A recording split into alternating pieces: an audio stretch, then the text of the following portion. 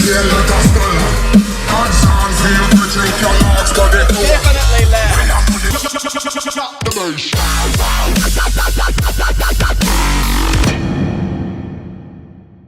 Good morning guys, how's it going? James here from Audio.etc. So, hope you guys all had a good weekend. If you remember on Friday, I said I was going to try and finish off this beauty panel on Monday. I might still get that done, but I'm probably not going to do it until the afternoon because Grant just needs that bay to be free of dust at the moment because he's doing some painting for some parking sensors on this Tucson that you saw at the beginning of a couple weeks ago. So, no dust in that room, so no cutting subwoofer boxes or finishing up that panel or anything like that.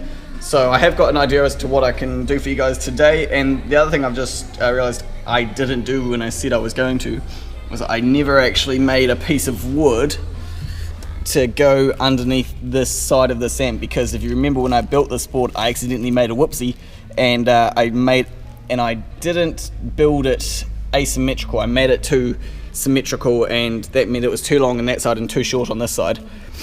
So I need to put a piece of wood under here because I just spoke to Pat and we are doing the LEDs.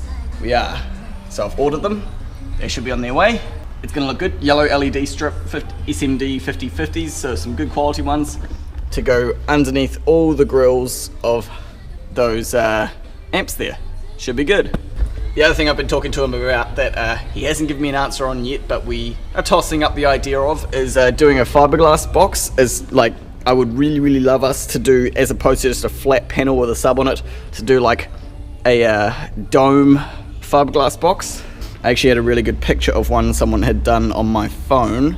It just depends on whether or not we can, you know, if we've got the time or the budget to do this, because as I said last time, remember we are working to a set budget and we've already, you know, put a lot more effort than we really should have into this car, but that's the kind of effort, that's the kind of work I like to do anyway. Where's that picture I found? There it is. So I'd really like us to do something like this, guys, where it's the box on the bottom, the wooden box, and then it's got a nice fiberglass top to it that just sits in here, and the subwoofer is raised up as high as it can be without hitting the roof once it's in here. But again, it is just down to a practicality thing, whether or not we can do it. I don't want to make any promises yet. I just want to let you guys know we are tossing up the idea of it. It's not out of our realm, but at the end of the day, it might come down to whether or not we can afford it, really. Yeah, because there's going to be materials and solutions and things we have to buy to do it, because we don't do a whole lot of fiberglassing stuff. It's not like an everyday thing for us, so it's not just, oh yeah, we can quickly whip up a fiberglass box. To us, that's kind of a big deal, just because we don't do it that often. Normally just because there isn't enough money around for that sort of thing. But if we were to do it, we would get someone, because I said we could paint it yellow, and Pat and Grant said no, we'd get someone else to paint it. So we get them to paint it this nice yellow sheen to match it, and I think it would look really cool, because it would be like having a yellow dome in here with the roof out, and then if you put the roof in, it's just another yellow dome over top of it. That's what I would really like to do, but again, I'm not making any promises. So what am I going to do today? Well, today, I think, for you guys, I'm going to tune the system. That's something I can do without making a mess. I need to tune, obviously, the gains on the amps, the crossovers, time alignment in the stereo, possibly some EQ related stuff. I still haven't decided what I'm doing for the crossovers, because for the gains, as some of you will know, but some of you guys may not, because you might be new here. For the gains, I'm using the SMD DD-1, kindly linked to me by a YouTube follower of mine by the name of Simon Wright. Thanks again, Simon. And he's also sent me his CC one, which is the crossover calibrator version. Whether or not I use that though, I'm not actually sure, because this stereo, being that it's a really good quality one, does actually have a built-in digital crossover. And you can adjust the slope of it as well, whereas with tuning pot crossovers on amplifiers, you can't adjust the slope. You know, you can do 6, 12, 18 or 24 dB slopes. So I'm not sure what I'll do about that yet. I'll figure it out as I go, but I'm definitely going to do the gains and the time alignment and everything else, and we'll see what else there is to play with. I might go, as I say, I might go into the EQ, play some pink noise, see what frequencies are lagging, which ones are too loud. Obviously, I might have to redo that after I've done the subwoofer, because there's not going to be any subwoofer sound at this point. But there's no reason why I can't still tune it. So yeah, that's what I'm doing today. So I think first things first, what we'll do is we'll start with anything we can tune on the head unit. Okay. Let's try and get the camera in a position where you guys can see what I'm doing here. But anything that's coming up, I know that Baby Driver's out. So let's just have a look at all the settings this stereo has. By the way, this is the Alpine UTE 62BT EBT. So we've got EQ presets. Obviously you've got flat, pops, rock, news, jazz, electro dance, hip hop, easy listening, country, classical, or user, depending on if you want to set your own one or to set it to flat. Bass engine. Now I don't ever really use this bass engine thing. It's just, it's another thing that stereo companies still put in. This is, you would turn this sort of thing on if you were running factory speakers and you want to get more bass out of them, but since we're running a full proper system, we're not going to need that bass engine thing. So you've got a 9-band parametric EQ, and you can actually adjust this a lot. So you've got your center frequency you can adjust, then you've got the width of the Q, 3, 4, 5, and then you've got the level of each, and then you can do that for 9 different bands. Source volume, you can adjust the different source volumes for all your sources so that they all match up. Your crossovers, you got your front, you can adjust your frequency. The slope, you got a flat slope, so that's an all pass filter. You got a 6 decibel, 12, 18 and 24 decibel slopes, and then you got level as well, and that doesn't go up, it just goes down. So if you want to attenuate a whole set of channels like the fronts, then you can do that. And that's the crossover. Then we got subwoofer, that's just to turn it on, and then you got subwoofer phase, normal or reverse, subwoofer system 1 or 2. I'm not 100% sure what that is. I think maybe you can have 2 different presets for your subwoofer on there. And then you've got length, you can choose your units. So you got centimeters or inches, and that's for the TCR or time correction. And then you got front left, front right, left, rear right, subwoofer left and right, and you can adjust the distances between you and the all your speakers, so for the optimum listening sound. And then what we've also got is power IC. I've got this turned off at the moment. What that is the actual built-in amplifier of the stereo. One thing I do love about these Alpine systems is you can actually turn the built-in stereo amplifier off, so there's no power coming out of the speaker wires of the stereo, because since we're using a 4-channel amp, we don't need it to be on. That's great. And then you got MX, which is media expander. That's just another sort of gimmicky thing that I don't use. It's basically designed to fill in the blanks where certain compressed audio has like lost frequencies. It's probably more useful on radio than anything, because obviously CD is going to be high quality, and if you're a proper listener, you'll use high quality audio files, digital files anyway. So it's probably most useful on FM. It doesn't work for AM, but FM, USB, iPod, Bluetooth audio, Pandora, auxiliary. So what I could do is turn level 1, 2 or 3. And I can already hear the sound difference. It does improve it. It basically just brings back a bunch of frequencies that might have been lost in transmission via careful calculation and algorithms and stuff. It may not be that good, but I think if it makes a difference to how it sounds overall, it's probably worth doing. And I don't think there's any more settings beyond that. No, there isn't. It's just levels off 1, 2 or 3. But we'll have a listen to that once we've got the system all tuned up and loud and the subwoofers in and everything. And that's all the audio settings that this stereo has. So we're going to go through almost all of those. The main thing I'm just going to do is the time correction, and I might set the crossovers as well, but we'll see. Something else really cool that you can do with a lot of modern Alpine stereos these days is if you have an iPhone. I'm not sure if this app is available on Android, but I know it is available on iOS. So if you plug your phone in like this, you can go home, and then I've got an app here. Now hopefully my GoPro will focus. That top left one there, the name of it is called Alpine Tune It. So if I just tap on that, oh no, I need to log in. So ideally you do have to make an account for this, but it is free, it doesn't cost you anything. It's just a quick thing. Let me just log in. So now we're in here, and what we got, this is actually for this stereo. So we got our parametric EQ. So you got all of your bands that you can adjust, and then you can go into your bass bands 1, 2 or 3, adjust their frequencies, all that stuff, the Q factor, your mids, your trebles. We've got our crossover setting points. It's just a lot easier to use than the stereo. Time correction, you can adjust the distance between you and all the speakers in centimeters, thank you. media expander, spatial awareness, fade if it has it, fader and balance obviously, subwoofer, level, phase and on or off, bass engine we don't use that, and then so you got that. Then you've got down here you can search, if you have an account you can actually search for, you know, previous made tunings that people have saved and it like is available online. Library, you can see what's available.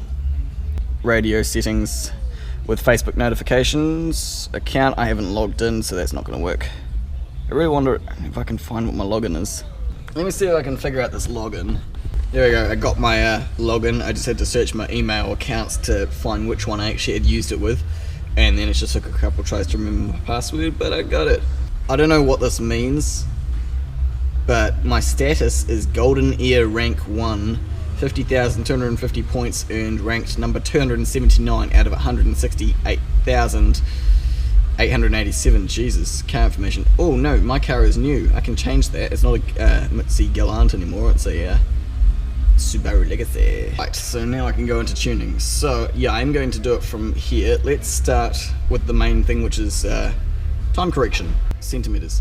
So I showed you this before, but what I've got is a nice interface where I've got, if the screen on my GoPro turns on, where I've got like my front, rear and subwoofer left and right, and I can adjust the distance in centimeters in increments as to how far away it is from my ears. You can't do it to like exactly 0.1 of a centimeter, but there are some very close increments.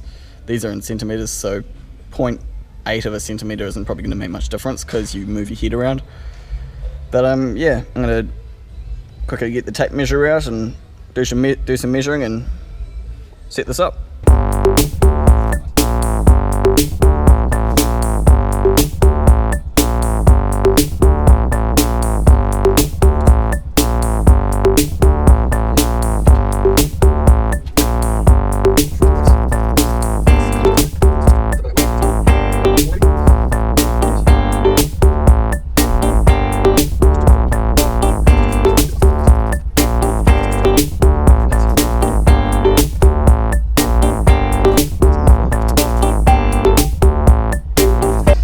Subwoofer, we can imagine where that's going to be. It's going to be somewhere around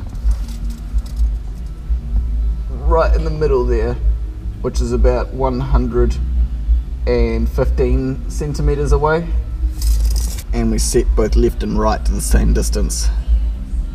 Oh wait, okay. What do we do about that? It's got both subwoofer left and right, but we've only got one sub. And the thing is, you can't go above a certain distance.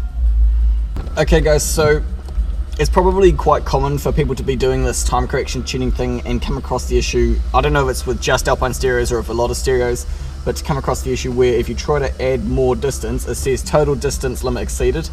It's got a little note here saying that the combined time correction distance for all the speakers must be less than or equal to 510 centimeters. The current combined distance is 459, so the maximum distance possible for this speaker is 51 centimeters. If more time correction distance is needed for this speaker, the distance for one or more other speakers must be reduced.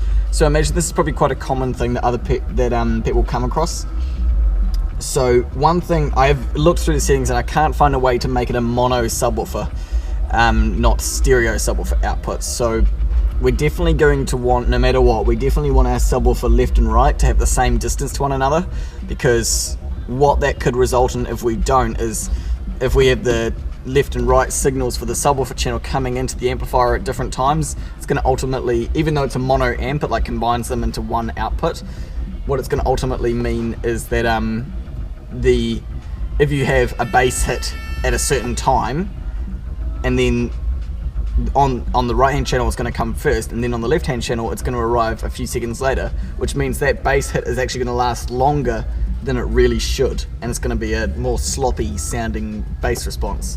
So you definitely want your subwoofer left and right channels to be equal to one another as a priority. I don't know if I'm going to be able to get it exactly right just because of the distances required for this car, but what I can do is, since my rear left speaker is the closest one to me, I've got that set at 44.2 centimeters. So what I can do, if I set the rear left to 0 and then minus approximately 44.2 centimeters off all the other channels. That should give me some more space to work with. So let's start with the rear right, for instance. So rear left is 44.2 and rear right is 91.8 centimeters. So if we take 44.2 off 91.8, that's approximately, it's 47.6 centimeters difference. So I need to make my rear right 47.6. Okay, perfect. So, man, that made that louder. Okay, so now what I need to do is my front ones. So let's take 44.2 off 85. That's 40.8 for the front left. Perfect. And now 44.2 off for the front right, 122.4, is going to be approximately 80 point something, 78.2 for the front right. Okay, there we go. So now that I've got the rear right, front right, and front left set, I can now set the rear left back to 0, since that was the total distance we were accounting for. And now I can try and set my subwoofer channel, my rear right subwoofer channel, to what I had it at. But then what I also need to do is take 44.2 off the rear left one as well, and the rear right. So 115.6 minus 44.2, 115.6 minus 44.2, 71.4.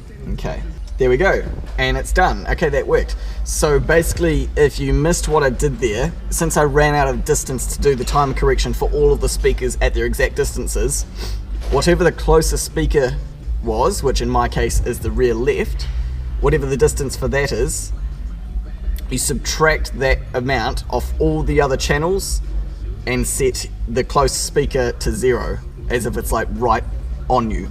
And even though that doesn't set the speakers to the exact same distance away from you, what it does is it does correct the time difference between each one of the speakers. Because, for instance, let's say you have 2 speakers, right? You could correct one speaker by 5 milliseconds and one by 10 milliseconds. Or that you could get the exact same result by having the one which is 10 milliseconds corrected by 5 and the one that is 5 corrected by 0, because they would still be only 5 milliseconds apart from each other. So whether the sound arrives from both speakers 5 milliseconds earlier or later doesn't actually make a difference, because as long as the difference between them is accounted for. So just to recap, my front left I've got set now at 40.8, my front right at 78.2, my rear left at 0, because that was the close one, my rear right at 47.6, and my subwoofer, both my left and right channels, are at 71.4 centimeters, because they're the furthest away. Oh, actually no, the front right is further away. Cool, so now the time correction is done. Hopefully that made sense to you guys. If you have any questions about it, feel free to drop a comment down below and I'll try a wee bit better to explain it. I think I explained it pretty well. Hopefully you guys followed along with what was happening. So let me have a quick listen now and see if that time alignment has made a bit of a difference to the sound in here.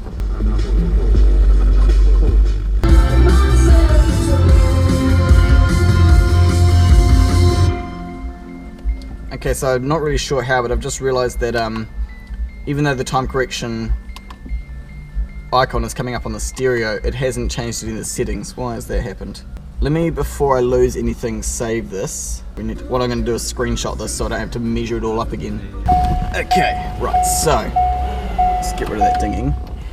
So I've screenshotted that now, so let's see if this connects back up. App is now connected. Okay, time correction. Okay, so it didn't set it to what it needed to be. It looks like the only one that didn't set correctly was the subwoofer and rear left. So let's do that real quick. Set the rear left to 0 and the subwoofer to 71.4 on both channels. Right, there we go. Okay, does that sound better? Okay, cool. So now the time correction is set this time. Is the fader and balance working now? Yep. Just checking that the fronts and rears are in phase with each other. Okay, so everything is definitely in phase. I might, just by listening to it, but I might also do a popping phase check with an app that I have on here. I can show you that in a minute. But a lot of you guys were saying that the time alignment would actually correct the issue of the rear speakers being extra loud. I didn't think it would, and guys, it kind of hasn't. It lines them up a bit better with the front ones, but it doesn't actually affect change the fact that they are just much closer to me and therefore much louder. And also they sound a lot more louder because they're in a tight enclosure where there's no room for any bass, and so they just sound very vocal and loud.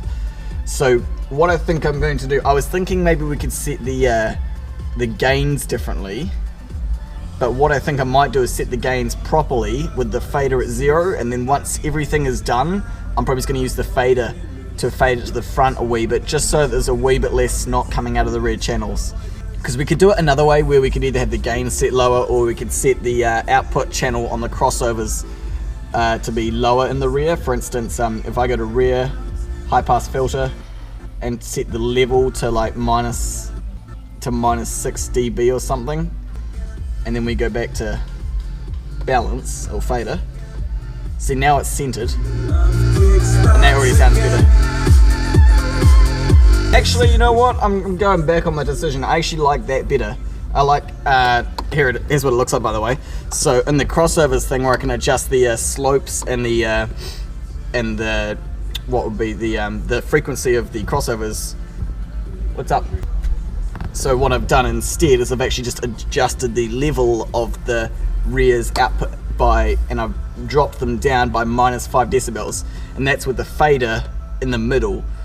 So now what we've got is a nice system where all the speakers sound the same volume and the fader is in the middle, which means he can still adjust front and back if he wants, because the fader is always there for the customer to play with. So I think actually I've changed my mind, and that's what I prefer, rather than having the fader having to be set at a certain, point. I like that better. Of course, I'm going to probably go and readjust a lot of this stuff after I've done the gain setting, but the time correction, that's done, that's sorted out. I don't have to do anything more with that. Okay, so fader and balance is just zeroed, bass engine is off, subwoofer is on. Oh, by the way, I quickly had a look at the on Google what the difference between subwoofer SYS1 and SYS2 is, and what everyone is saying, including Alpine support, is that System 1, the subwoofer volume goes up as you turn the volume up, and System 2, the subwoofer volume is just a constant output and it depends on what you set the subwoofer output to. So no matter what volume you have it at, the subwoofer will be doing the same amount of movement, whereas System 1, it increases as the volume goes up. So personally, I think System 1 is better. I don't know why you would want the subwoofer. They say that System 2 is better for listening at low volumes because it means that there's more output at low volume, but doesn't that also mean that there's less output at high volume?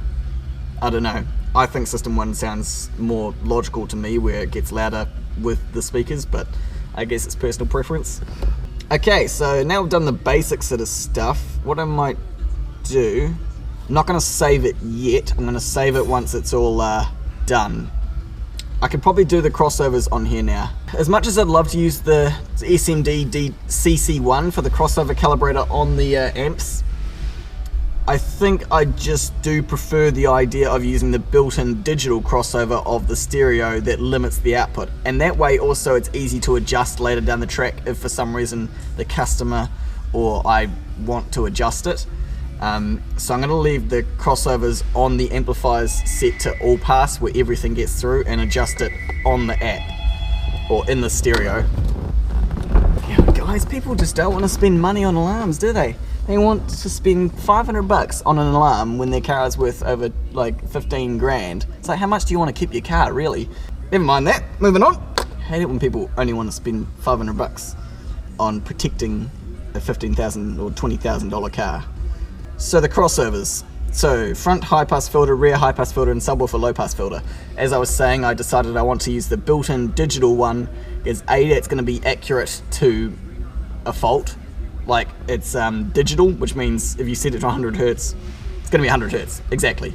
I'm not saying that the crossovers in the amps are bad, or that the SMD CC1 is anywhere bad. I believe that the CC1 is super awesome, and the crossover tuning pots I believe will be super high quality because they're Rockford Fosgate Power Series. I just like the idea of it being digitally done at the source rather than analogically adjusted at the amp. and this has adjustability later on if you need it. So that's what I'm going to do. I'm going to leave the crossovers on the amps basically turned off. I think I should say I'm still very grateful for Simon. Thank you, man, for still sending me the CC1. I probably won't end up using it, but still thank you anyway, man. It's still hugely appreciated, because I'm going to hopefully do some really cool stuff with the DD-1. So now I've set crossovers in the past in a variety of different ways. You can either go like the way of rule of thumb, right, where you think, well, a 12-inch subwoofer is about an 80 hertz cutoff, right? And so you can set your speakers to that. But what I have done in the past, something I quite like to do, is I turn the system up loud, I have the subwoofer off, and I fade it all the way, pardon me, to the front or the back. And what I do is I like to go through the different crossover settings and see when I can audibly hear a difference in the sound by cutting it on or off. You can either do that by adjusting the frequency, and that's generally a good cutoff point, because if you can't hear any frequencies below a certain point, it might as well be high passed up to there. The other thing I have done in the past is I've played sine wave sweeps, where it goes from like 20 kilohertz right down to 20 hertz, and the point when I stop hearing it, it says on screen what hertz we're at, and I set it to that. There's a variety of different ways you can, and techniques you can go about setting your crossovers. If I had a SMD, what's it called, SG1, which is his signal generator / impedance meter, you can put a signal through the speaker line to the speaker and adjust it very minutely, so you can see when the impedance spikes, and that tells you when you might when it'd be a good place to set your crossover at. Oh yeah, I thought before I got on the phone, I was thinking I was going to say, I think the CC one would be especially good, and in combination with the SG1, if you're doing an active system with multiple amplifiers, because then you're not setting just a crossover for the front or rear or sub. You're actually setting crossovers for individual speakers, like the tweeters, mids, mid basses, rears, subs, sub basses, whatever. Like that would be really good for that, because you can set you have to use the tuning pots on the amps. You know, you can't just use the built-in digital output of the head unit, because this head unit only has 3 outputs. But if you're doing an active system with, say, 8 different, you know, stages, like tweet, mid bass, rear tweet, rear mid bass, subwoofer, kick panel bass, who knows, then that's when that would be really, really good, and I would definitely use the CC1 for that. So I think I'm gonna do the I think for this I'm gonna do the sine wave sweep, where what I do is I go on YouTube and I find a really nice high quality sine wave sweep, and I watch and listen at the same time, and as soon as I stop hearing sound, I can see on screen what frequency we're at, and then I can set the high pass filter to that point, because there is no point in speakers making or trying to produce frequencies that you simply can't hear. One thing I can guarantee is that the rear speaker high pass filter is going to be much higher than the front, because with those tiny cavities and everything, those speakers aren't going to produce bugger all bass, so they might as well be set to quite a high pass filter. So at the moment everything is just set to flat, no slope whatsoever. I probably can set the subwoofer low pass filter now. It's already set at 80 hertz, but a flat slope. So I'm going to set that to 6, 12, 18 or 24. Actually, I saw something in the CC1 booklet. Might still come in handy. I saw a table here that said had recommendations for what woofer size to set what crossover to it based on its size, and also with the slopes as well. Here we go. Because where do I set my crossover frequency? Here we go. So this little table here has 3 to 4 inch speakers, 5.25, 6.5, 6x9s, 8s, 10s, 12s, 15s and 18 inch subs with different octave low pass or high pass filters. That's the one thing you can't do with amplifiers, is actually change the octave of the low pass or of the filter, which if you're unsure is how steep it is, like how quickly it cuts off the frequencies. So a 6 octave filter has a very gradual cutoff 12 a bit steeper, 18 steeper, and 24 is not quite but almost a dead vertical instant cutoff point. So the higher the decibel octave, the quicker it cuts off the frequencies. So let's just have a quick look and see what this SMD stuff recommends, because I would highly trust SMD. Steve Mead knows a lot about what he's doing, and so does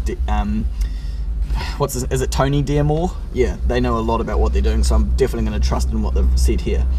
So for a 12-inch subwoofer, they're recommending at a 12 decibel octave low pass 80 Hertz, or a 24 decibel octave low pass 100 Hertz.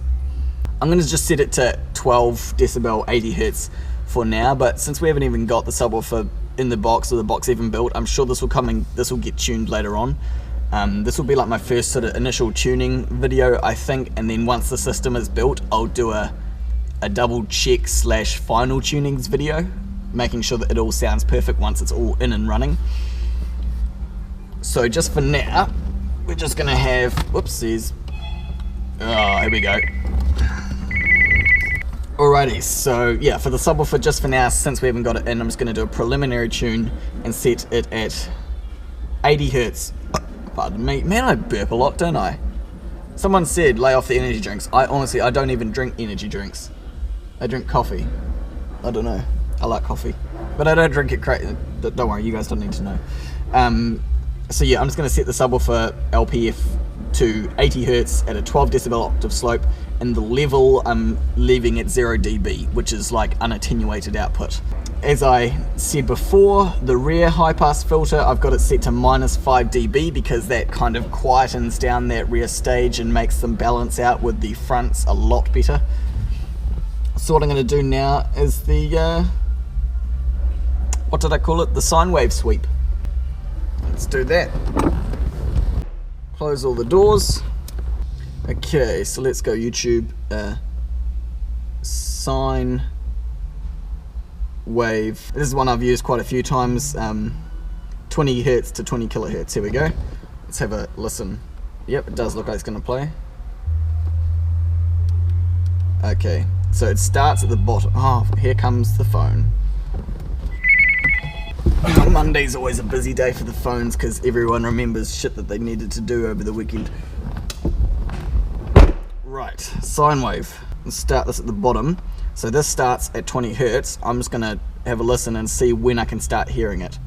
Oh wait, I just remembered I need to actually fade it to the front, so that we're only listening to the front stage at this point. Okay.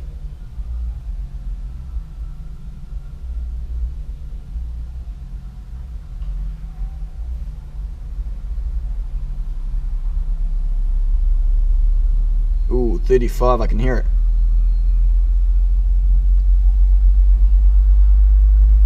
That was around about 30 Hertz, I think. Let's try again. Now, 33 Hertz.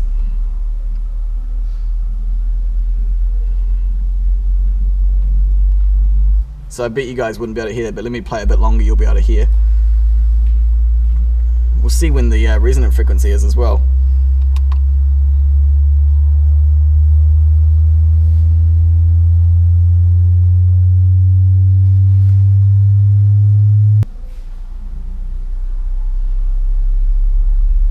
Jeez, it's actually got some good bass at that 30 Hertz point.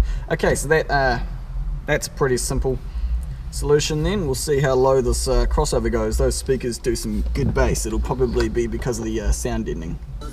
Connected. Okay, so crossover. Front high pass filter. Frequency. It goes all the way down to 31.5 Hertz. Oh no, it goes actually to 25 Hertz, or 20 Hertz, but we don't need to go that low.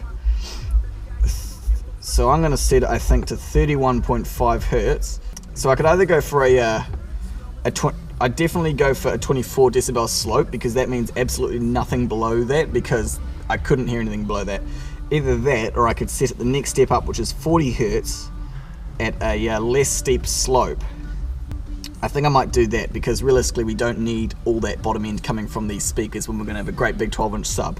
So I'm going to go 40 Hertz at a 24 decibel slope. Okay, so that's the fronts sorted. Now let's do the rears. First of all, we need to What's going on here? Oh, it's because I got this open. So now I need to fade it to the rear, and we're going to do the sine wave sweep again and see when we can start hearing it. Okay, start from the beginning.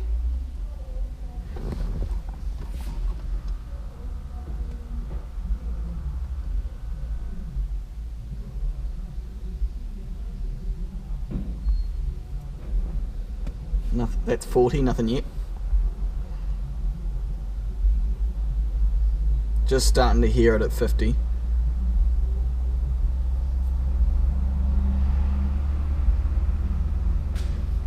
$70, it's there. $80, it's there. So I think what I'll do for the rear ones, because they definitely don't need to be as low pass, as low down as the front ones, I'm going to set the rear ones to an 80 Hertz at a standard 12 decibel slope, because that's going to almost match the subwoofer. So the rear high pass filter we've got set to 80 Hertz at a 12 decibel slope. Okay, there we go. So I'll take a screenshot of this. So just to recap, we've got the front high pass filter set at 0 decibels, which is maximum output. 40 Hertz, 24 decibel slope, so very, very low but very, very sharp. Rear high pass filter is set to -5 decibels to match that, to match the volume of the front ones, since they're so close and so prominent. Because with them set at that -5 decibels, it sounds like perfectly balanced between the front and back. The frequency is 80 Hertz, because I started hearing sound from them at around about 70, and the slope is 12 decibels. So I set them up a wee bit higher than what I started hearing sound, and it's going to match the subwoofer anyway. And then the subwoofer low pass filter we've got set at 0 decibels, 80 Hertz, 12 decibel slope. That might get retuned later on after we've got the subwoofer in and bumping. But yeah, that's my crossovers set for now. Sweet as. So now I think I've done everything I need to on the stereo. Itself, I could set the parametric EQ, but there's no point in doing that until we've got the subwoofer in to help produce the bass. So the EQ is for later, the time correction is done, the crossover is done. Oops. Fader and balance we can set to center. Sweet, so that's all this tuning on the stereo done.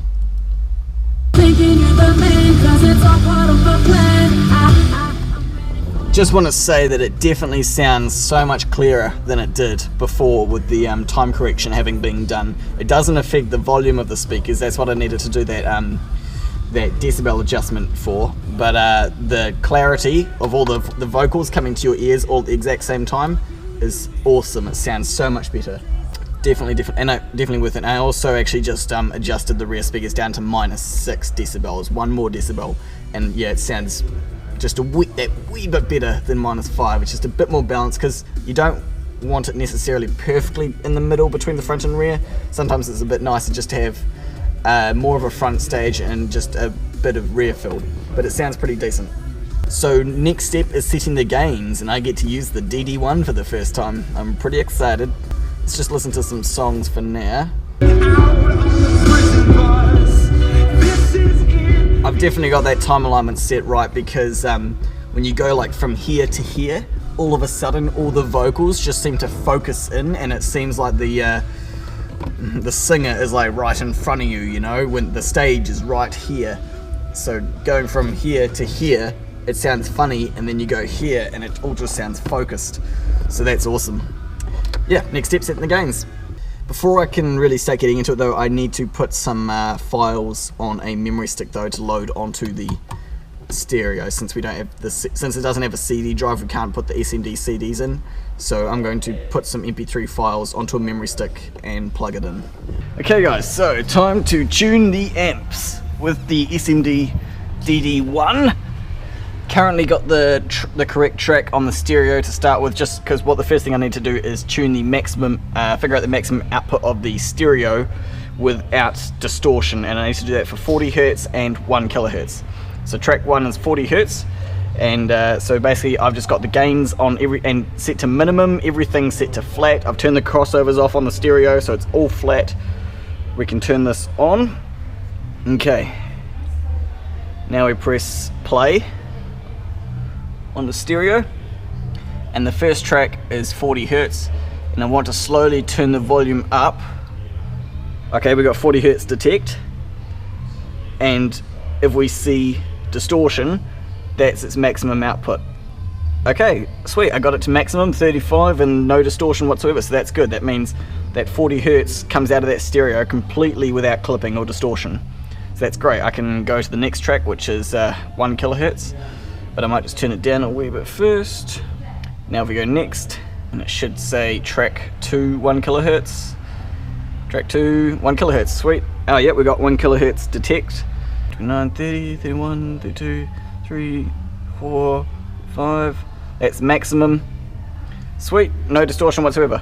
So one thing I just want to do, I just need my Phillips. I just want to check that there's no distortion out of any of the channels on both of the amps, just to be doubly sure. So we're on 1 kilohertz now, which is ideal for checking the 4-channel amp. 1 kilohertz detect. I can loosen off this. Now if I put it in, I just want to check all the channels. 1 kilohertz detect. We're still on maximum volume, no distortion. And the rear channels, no distortion, no distortion. Volume 35. 40 Hertz, no distortion. 40 Hertz, no distortion. 40 Hertz, no distortion. 40 Hertz, no distortion. Cool, now the subwoofer amp.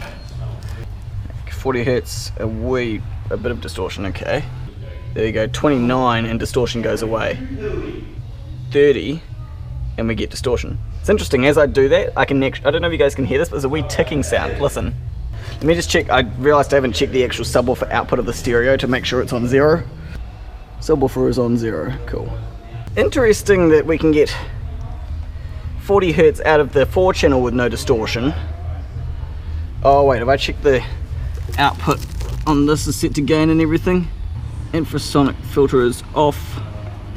Punch EQ is set to 0. Gain, there we go. The gain was up a wee bit, that's my bad.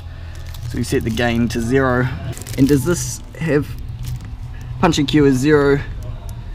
The frequency, because this doesn't have a filter on or off, we want the frequency to be set to maximum. There we go. Okay. Now let's try this again. 40 Hertz, no distortion, maximum volume. And I also want to actually just see, let's see if I can crawl through here. If I put subwoofer volume all the way up to maximum, which is 15, do we get distortion? No, we don't. That's awesome. So even with the volume at maximum and the subwoofer output at maximum, still no distortion on 40 Hertz. Brilliant. That is a good head unit. Awesome. So now the main thing I know is that that head unit has 100% clean output.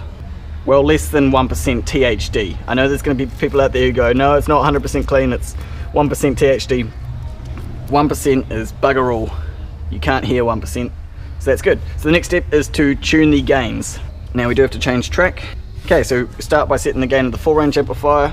Turn the gain on the setting to minimum. Set the crossover to 4-range, so that's all pass.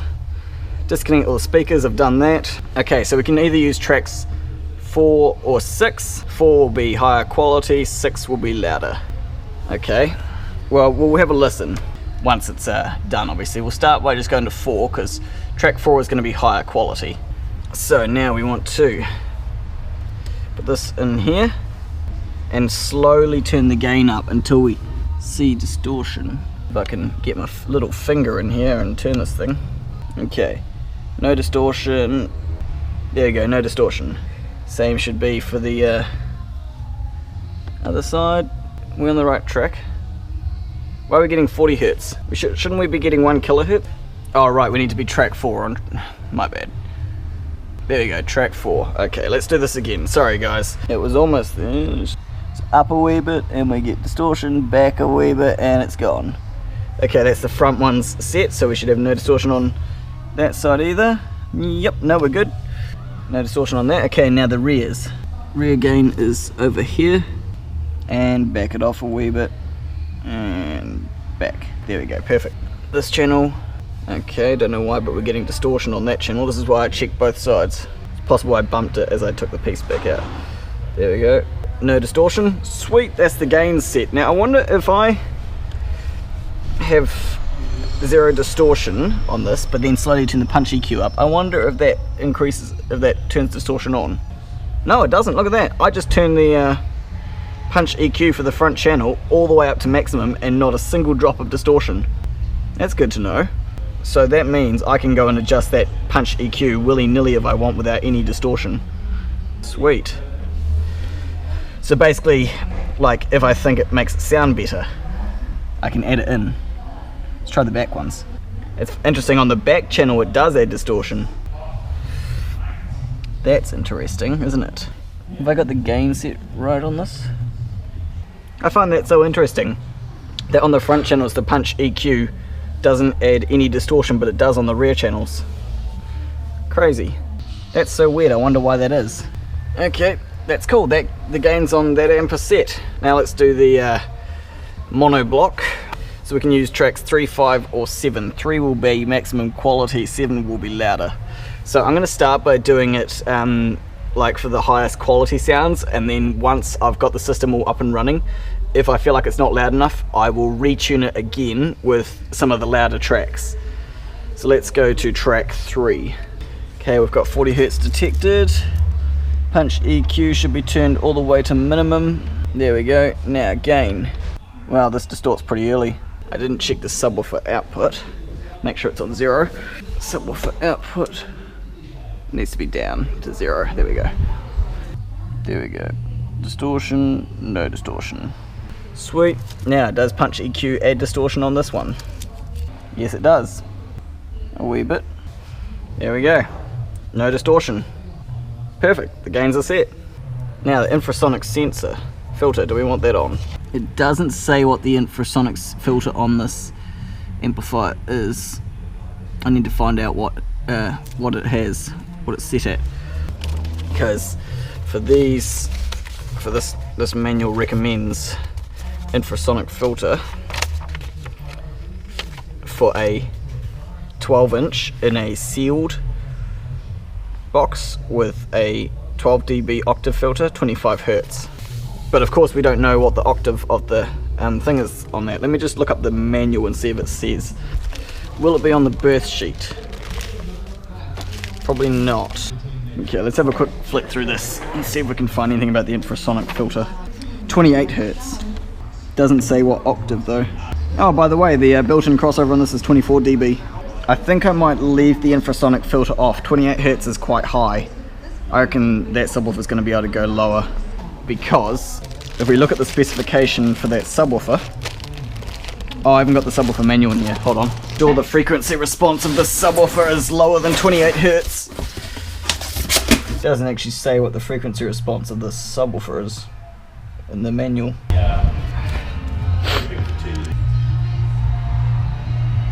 Doesn't say. Amazing.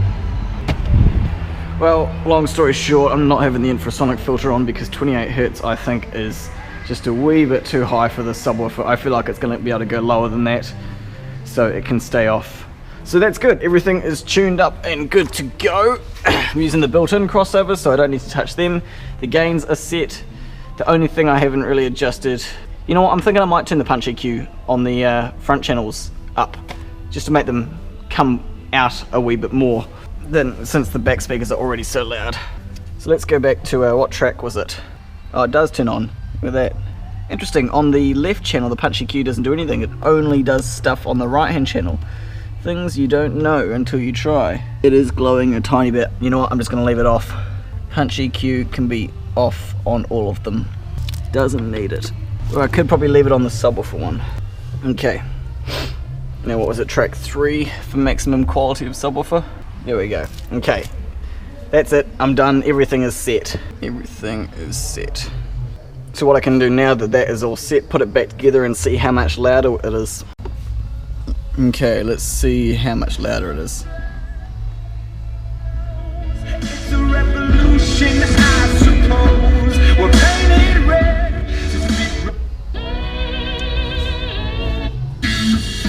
Oh wait, before I do anything I need to turn all my filters and everything back on. Here we go. them. One drop the bomb on them. Drop the bomb on them. Drop the bomb on them. Drop the bomb on them. Because when we get up, I say we not take far. Them a liar and we cut down like this. Drop the bomb.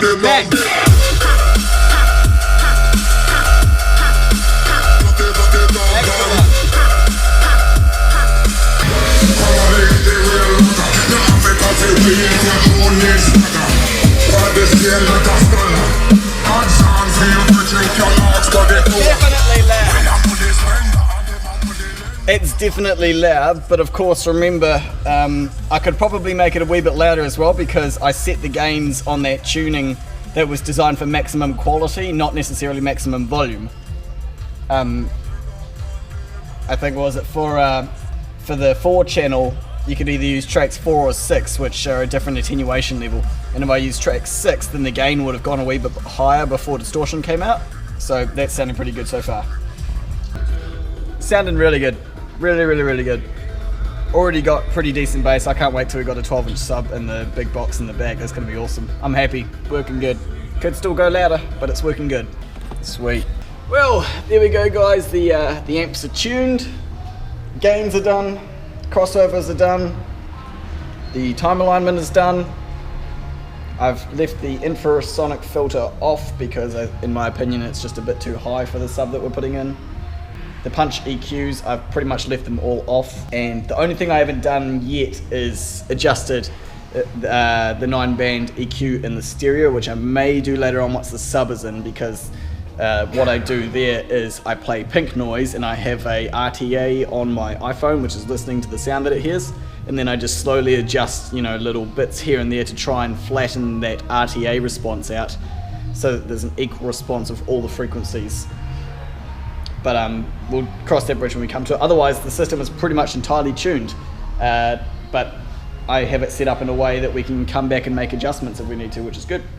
So there you go, guys, that's going to be today's video. I know I didn't really build much, I just wanted to have a go at doing the tuning. I had a go using the SMD DD-1 and it worked a treat. It was just as easy as I expected it to be, because like, given that I've already done so many of the Rockford Fosgate clean setups, it was pretty much the exact same thing.